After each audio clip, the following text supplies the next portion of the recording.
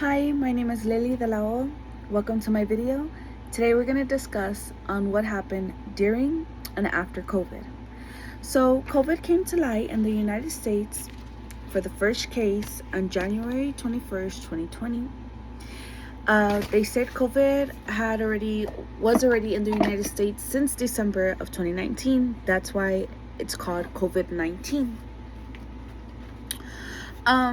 A little background story about me during that time of when COVID had barely started. I had just I was working at Baybrook Mall at a store called Visible Changes. I was also going to college. I had just graduated high school on June 2019, so I was freshly out of high school. I went straight into college in August, and then all that happened December and January. So when COVID started, I remember everybody was kind of scared. Everything was becoming distance in a way between everyone in general in the United States. I feel like businesses got shut down, places got shut down. There was lots of deaths. Supposedly it is said that more than 7 million people had passed away from COVID. And so a pandemic had hit. They had shut down the government, so shut down the whole thing. No one was allowed to work, no one was allowed to leave their homes, no one was allowed to go anywhere. From March to May of 2020. So they had shut us down completely. I no longer went to work, so I no longer had any money coming in, and we were shut down for almost 3 months. So we were just going kind of crazy at that time, because we went from being, well, at least us who were in Houston, we went from being in the city to people that were just out and about every day to literally everyone staying home. And at that time, thankfully, I was a big couponer, so I had we had stocked up on laundry detergent, shampoo, conditioner, toilet paper, toothpaste, anything you can think of really that necessarily comes with couponing. So we would trade with our neighbors during the pandemic. We would trade like toilet paper for meat, toothpaste for rice, just things like that, and vice versa. When our neighbors needed something, we had it, and when we needed it, maybe they had it, maybe they didn't, but it was something that we just, us as in my neighborhood, didn't let each other down. We were there for one another.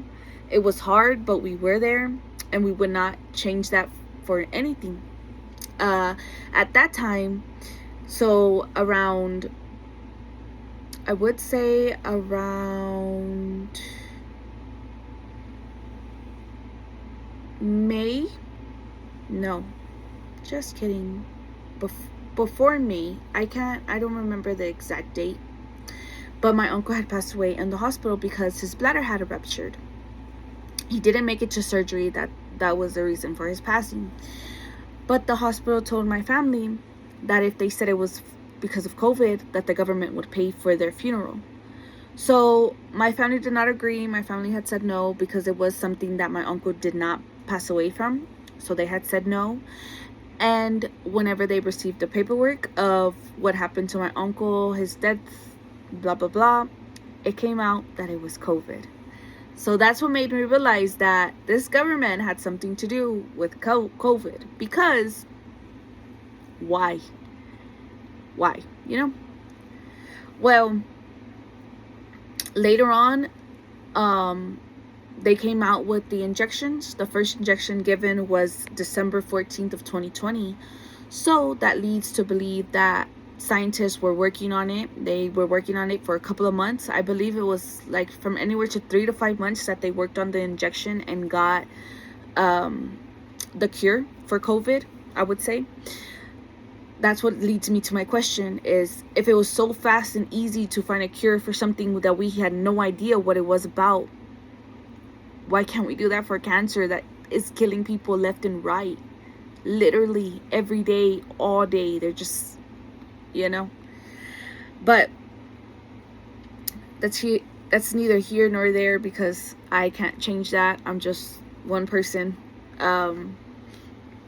But yeah, so at that time, also during the pandemic, there was also I'm sorry, this was after the pandemic, when everything started opening up again.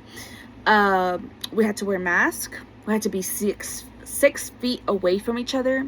So if we're standing in line to check out your items for the grocery store, I was 6 feet behind the person who was paying. You had to have mask on, recommended to have gloves on even. And it all died down. That all died down. I haven't heard lots of things about COVID yet.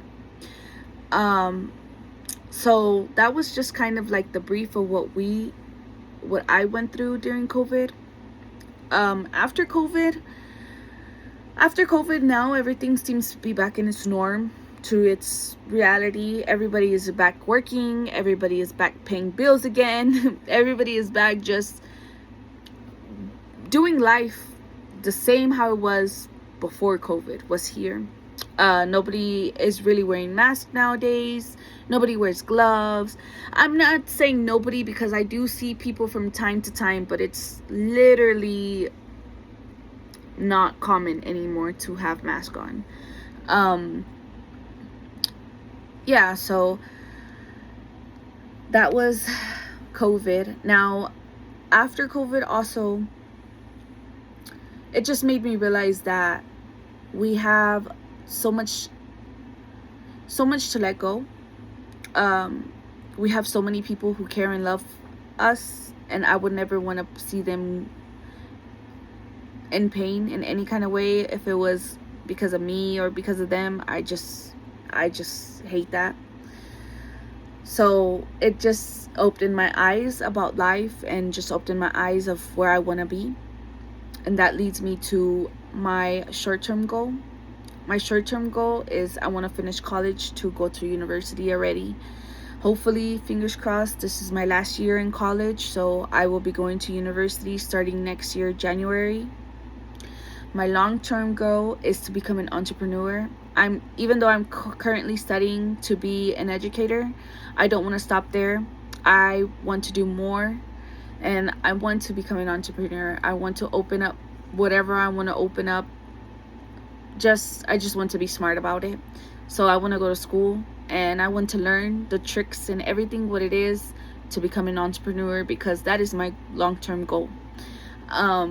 Short-term, I also would say to become an educator, because that would also help me be an entrepreneur. I feel like once I become an educator, personally, I'm just gonna have time for me, my family. So that's something else. Yeah, and I just hope you guys enjoyed my video. I hope I answered everyone's questions. And if anybody has any questions for me, please let me know. I look forward to seeing you guys in your guys' video. Thank you so much for your time and your attention. Bye-bye.